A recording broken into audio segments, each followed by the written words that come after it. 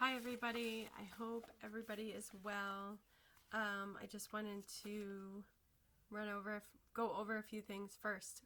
We are going to have a test on FRINDLE. We should be done with the book by the last week in May. So Tuesday, June 2nd, we will have a test, a multiple choice test on FRINDLE. Okay, I will give you some a review sheet, and it will be multiple choice, so it will be okay, I promise. And then on Thursday, the June 4th, we're going to have a vocabulary test. I posted the vocabulary words last week. They're on Quizlet. You should be studying them now, playing games, going over the flashcards. We've talked about them all year, so it shouldn't be too difficult, okay? So we are going to read chapters 7, 8, and 9.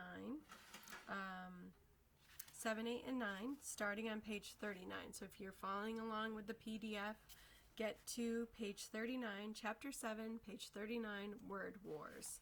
Just to review, right, we have the main character, Nick Allen. He's smart, but he's also maybe like a little mischievous, a little bit of a troublemaker, but in a sort of smart way, in a fun way, sort of, right? And then we have Mrs. Granger, and she's very strict, but she can also be fun as well. Kids talk about her jokes, but mostly kids talk about how much homework she gives, how much vocabulary tests she gives, and her hard work. Well, her and Nick are kind of butting heads, right? Because Nick is used to fooling teachers, asking a question at the last minute, so then the teacher doesn't get to assign homework, basically wasting time.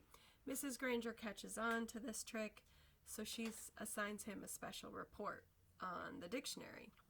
He presents, and she's impressed in the beginning, but then slowly as the report goes on and on and on, she realizes, oh, this kid's trying to waste more time.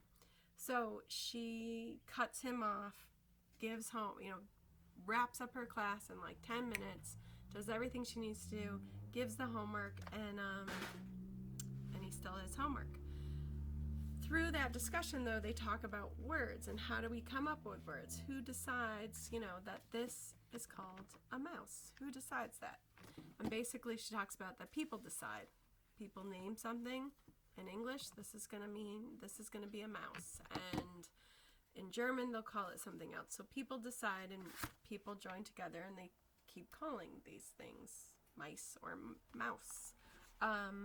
So he decides, one day at the store, he's going to start to call a pen a frindle and get six friends to sign an oath to say, we're going to put this plan into action.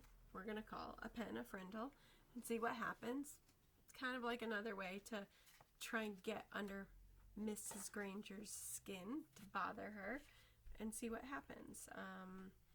So now we're on chapter 7, page 39, Word Wars. School was the perfect place to launch a new word, and since this was a major historical event, Nick wanted it to begin in exactly the right class. 7th period language arts. I'm actually going to pause there because I remembered we have to go over what I want you to be focused on for this reading of chapter 7, 8, and 9, and it mostly occurs in chapter 8 and 9. We're going to be thinking about comparisons, right? Expert readers notice when the author makes interesting comparison and thinks about why the author might have chose that comparison. So a comparison is the act of looking at how things are the same. So it's two different things you're looking at, but you're thinking about how might they be the same. When we make interesting comparisons, right, it draws the reader's attention. And it helps you comparisons help you imagine what something might look like. For example, if I read that a line of cars are stuck in traffic, and I said they were like ants crawling up a hill, I would compare both of those images in my mind. There's some similarities, right? Both ants and cars move in a line, one behind the other. Ants, though, always move slowly. So with this comparison, I can see that the cars are in a line But I also know, because it's compared to ants, that they're going slow. They're creeping up the hill. So imagining the ants in the cars going up the hill helps me imagine what it looks like, that the cars are going slow. So your job for chapter 7, 8, 9 is when we get to chapter 8, you're going to think about the author compares Nick's conversation with Mrs. Granger to a war conference. Why might that be? That's in chapter 8. In chapter 9, the author compares Mrs. Chatham's conversation with Nick's family like a chess game. Okay? Chess, you have to have strategy, you have to think about your moves. So one is a war conference, like a battle, and one is like a chess game where you have to think about your moves. So that's what we're going to be thinking about in chapters 8 and 9, about these like comparisons. So back to page 39, chapter 7, word wars. School was the perfect place to launch a new word, and since this was a major historical event, Nick wanted it to begin in exactly the right class. 7th period language arts. Nick raised his hand first thing after the bell rang and said, "Mrs. Granger, I forgot my frindle." Sitting 3 rows back, John blurted out, "I have an extra one you can borrow, Nick." Then John made a big show of looking for something in his backpack. "I think I have an extra frindle. I told my mom to get me 3 or 4. I'm sure I have an extra frindle. I'm sure I had an extra frindle in here yesterday, but I must have taken it. Wait, oh, here it is. And then John made a big show of throwing it over to Nick, and Nick missed it on purpose. Then he made a big show of finding it. So they're starting to put their plan in action of calling pens frindles. Mrs. Granger and every kid in the class got the message loud and clear. That black plastic thing that Nick borrowed from John had a funny name, a different name, a new name, frindle. There was a lot of giggling, but Mrs. Granger turned up the power in her eyes and swept the room into silence, and the rest of the class went by according to her plan. As everyone was leaving after class, Mrs. Granger said, "Nicholas, I'd like to have a word with you," and she emphasized the word word. Nick's mouth felt dry, and he gulped, but his mind stayed clear. He walked up to her desk. "Yes, Mrs. Granger?" "It's a funny idea, Nicholas, but I will not have my class disrupted again. Is that clear?" Her eyes were lit up, but it was mostly light, not much heat. So she knows exactly what he's doing, right? Trying to disrupt her class, get something going.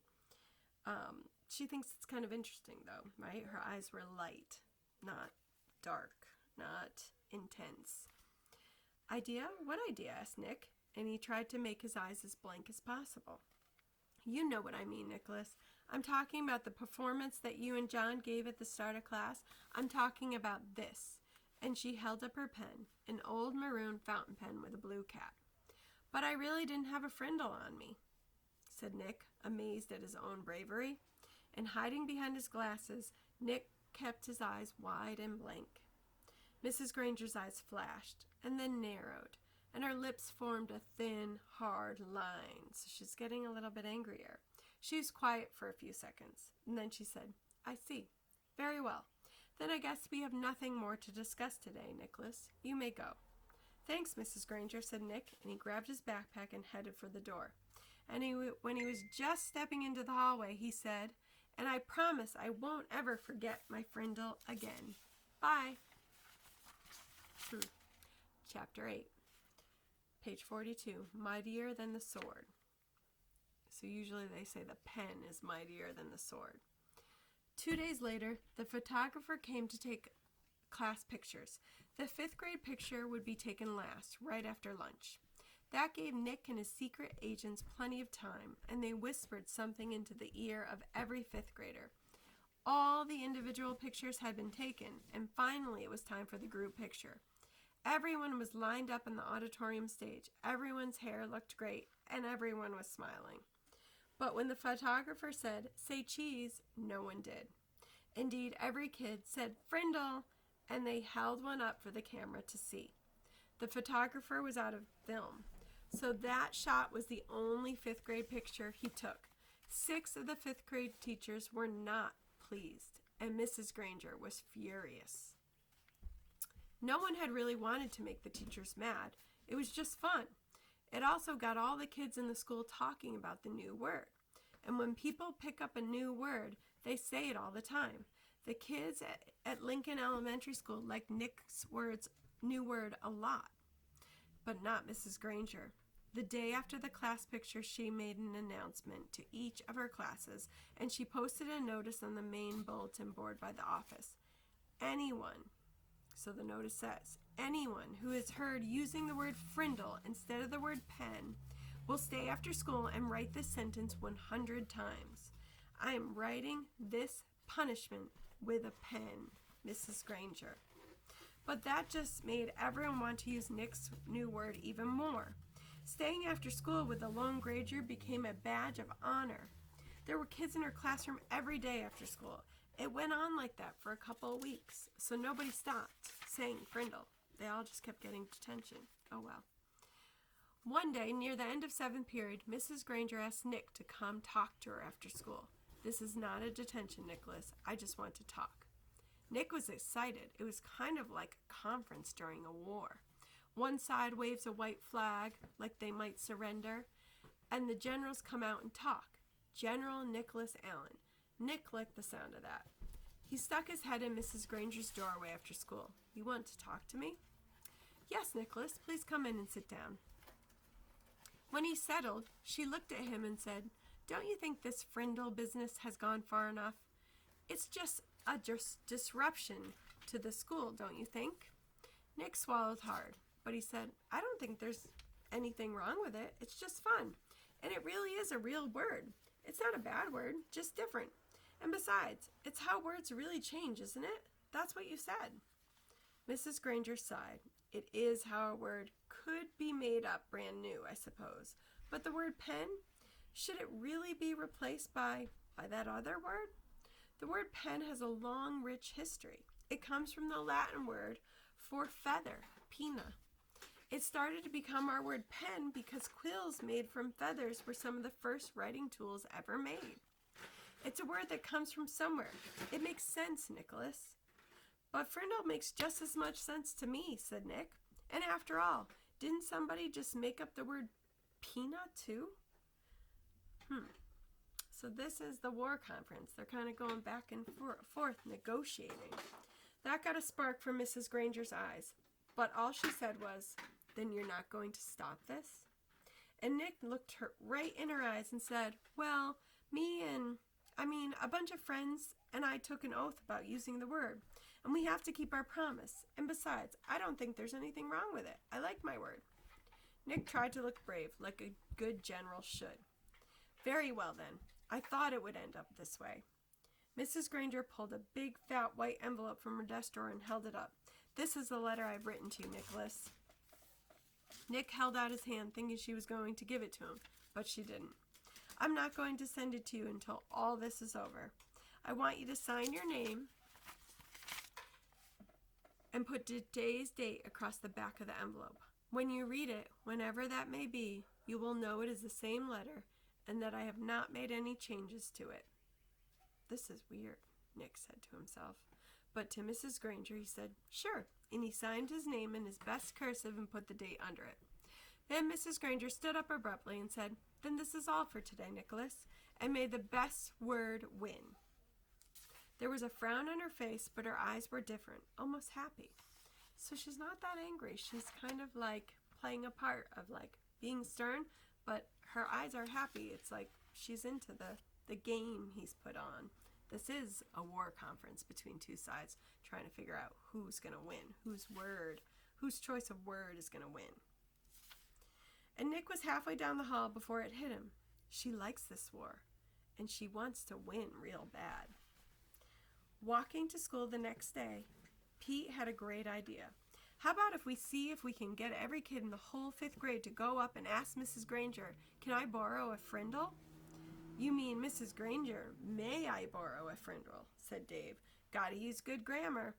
Don't want to upset dangerous Grangerous. Sounds good to me, said Nick. She can't keep everyone after school, can she? Almost 80 kids stayed after school with Mrs. Granger that day. They filled her room and spilled out into the hallway. The principal had to stay late to help, and they had to arrange 2 special late buses to get all the kids home. And the next day, all the 5th graders did it again, and so did a lot of other students, over 200 kids. Parents called to complain. The school bus drivers threatened to strike, right, not drive the kids home. And then the school board and the superintendent got involved. And about this time, the principal of Lincoln Elementary School paid a little visit to the home of Mr. and Mrs. Allen. She wanted to talk to them about their son, the one in 5th grade, the one named Nick. So we can see that the meeting between Mrs. Granger and Nick is like a war conference. They're both kind of feeling each other out, plotting their strategy. This conference between the principal and Nick's parents is going to be more like a chess game, right? Thinking through strategy, what moves should they make? Chapter 9, page 49. Chapter 9, chess. Mrs. Margaret, and we're almost done. Chess. Mrs. Margaret Chatham had been principal of Lincoln Elementary School for 18 years. She knew Mr. and Mrs. Allen because they had served together in the building committee when the old Lincoln School was torn down and the new one was built 6 years ago. When she telephoned on the afternoon of October 1st to set up the meeting, Mrs. Chatham had asked Nick to be there too. It was 6:30 when she knocked, and Nick opened the door. "Good evening, Nick," she said, no smile. "Hi, Mrs. Chatham," said Nick, backing away as she filled the doorway. She was a large person, as tall as Nick's dad, with wide shoulders. Nick guessed she would play linebacker on a football team because that's what his dad had played in college. "Hello, Mr. and Mrs. Allen," she said, stepping into the living room. She was wearing a long black raincoat with a red silk scarf tied loosely around her neck. She kept her coat on, but took off the scarf and tucked it into her left pocket. She shook hands stiffly with both of Nick's parents before sitting down on the chair to the left of the couch. Nick's mom and dad sat on the couch, and Nick sat on the rocking chair that faced Mrs. Chatham across the low coffee table. "This is not an easy visit for me. We are having some trouble at school, and it appears that Nick is in the middle of it." Then, while Nick's parents listened, Mrs. Chatham laid out the story as she saw it. Mrs. Chatham laid out the story as she saw it. Nick encouraging the other kids to use his new word. Mrs. Granger forbidding it, saying you can't. The ruined 5th grade class picture with all the frindles. Hundreds of kids staying after school. And a general feeling that there was a rebellion at school with no one respecting rules anymore. Nick watched his mom and dad while Mrs. Chatham talked, looking from one face to the other. He's trying to see what they're thinking. His dad was listening carefully, nodding and frowning. He looked embarrassed about the trouble, but his mom looked kind of annoyed. And when Mrs. Chatham finished her story, Nick's mom was the first one to speak. "But doesn't all this seem like a lot of fuss about something pretty silly?" Nick sat quietly, but in his mind he shouted, "Hurrah for Mom! Hooray for mothers everywhere!" His mom wasn't annoyed with him. She was annoyed with Mrs. Granger, maybe even annoyed with Mrs. Chatham. This was getting interesting. Mrs. Allen was still talking to the principal. "I mean, is there really any harm in the children making up a funny word and saying it? Does there have to be a rule that a word like this may not be used?" Mrs. Chatham sighed and said, "Yes, I suppose it does seem silly, but Mrs. Granger thinks that it's rather like keeping children from saying ain't. There have to be standards. That's why we have dictionaries. And really, the problem isn't so much the word itself, it's the lack of respect for authority." Mr. Allen said, "Mrs. Granger's right about that. There have to be standards. We can't have kids walking around and saying ain't, can we?" And that's when Nick piped in. "You know that big dictionary in Mrs. Granger's room? The word ain't is right there in the book. I looked it up, and there it was. I don't see why I can't use a word if it's in the dictionary. Mrs. Granger even said that her big dictionary was the law." Nick looked face to face to face. That stumped them all. He had just launched a first-class thought grenade. Well, yes, but, well, as I said, the word ain't, and even the word frindle, these aren't the real issues here, said Mrs. Chatham.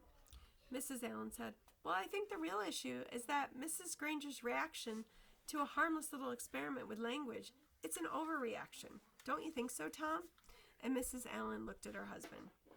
It was Mr. Allen's turn to look from face to face to face. He was lost.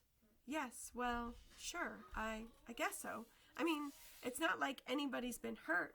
It's not like vandalism or stealing or something like that. His sentence trailed off, and he rubbed his chin and stared thoughtfully through the window on the wall behind Mrs. Chatham. And while the three grown-ups sat there in an uncomfortable moment of silence, Nick had a sudden vision of what was really going on here. It was a chess game. Nick against Mrs. Granger. Mrs. Granger had tried to end the game by using her queen, Mrs. Chatham, and her black raincoat. Nick didn't know it until the attack was underway, but he had a powerful defender of his own, good old Mom, the White Queen. And the game was not over. It would go on until there was a winner and a loser. So they're manipulating other people. That's kind of like chess. You're using your different kings, queens to move about. Mrs. Chatham didn't stay much longer. There was a little more talk back and forth across the chessboard about how children have a right to explore new ideas, about the importance of respecting teachers and the work they do, about everybody needing to keep up standards and making school a safe place to learn. Then Mr. Allen offered Mrs. Chatham some coffee and banana bread, but she said, "No thanks. I really must be going now." She thanked Nick's parents, and they thanked her. Nick opened the door and said, "Good night, Mrs. Chatham." Then the Black Queen put on her red scarf and walked off into the October twilight. "Nick, I think we better talk a little more about this," said his mom, sitting back on the couch. "If I find out that you have been disrespectful to Mrs. Granger or any other teacher at school, then you really will be in big trouble." "I haven't been disrespectful. Honest, I did get everybody started using my word, but like you said, it's not hurting anybody. And I'm sorry if me and Dave and Pete got everybody to ask Mrs. Granger to borrow a frindle. That was mean, I guess. But she started it by making kids stay after school and write 100 sentences just for saying my word once. All the kids like to use my word. It's just fun, that's all." "Well," said Nick's dad, "if it gets everyone upset and makes the principal come talk to your mother and me, then it must not be fun for everybody, is it? And I think you should tell all your friends to knock it off right now. Tomorrow." Nick shook his head. "I can't, Dad. It won't work. It's a real word now. It used to be just mine, but not anymore. If I knew how to stop it, I think I probably would, but I can't." And Nick looked at both of their faces to see if that idea was sinking in. It was. "Like I said, I won't be disrespectful, but I do like my word, and I guess now we're just going to have to see what happens." And the chessmen, Nick's king and queen, had to agree. The game would be on. So now they had their war conference in Chapter 8. Chapter 9, it becomes a chess battle where they're manipulating other pieces, other people, trying to see how this game is going to play out. Okay? So do your best with the comparisons. I know it might be a little bit hard, but try and think about what I said. Chapter 8 is the war conference between Mrs. Granger and Nick. They're kind of just trying to feel each other out, trying to see where each other might grow. Chapter 9 is the chess game because other people get involved, the principal and Nick's parents, and it becomes more about manipulating other people to play out their little war game. Do your best to respond to those questions. If you're really stuck on explaining the questions, just tell me something you learned about Nick or Nick's parents or Nick's mother, because that was interesting that she kind of defended him. So if you are stuck, just summarize what happened or talk about one of the characters. And as long as I know you listened and tried, it'll be good. All right. Say bye. Bye. Be well, guys.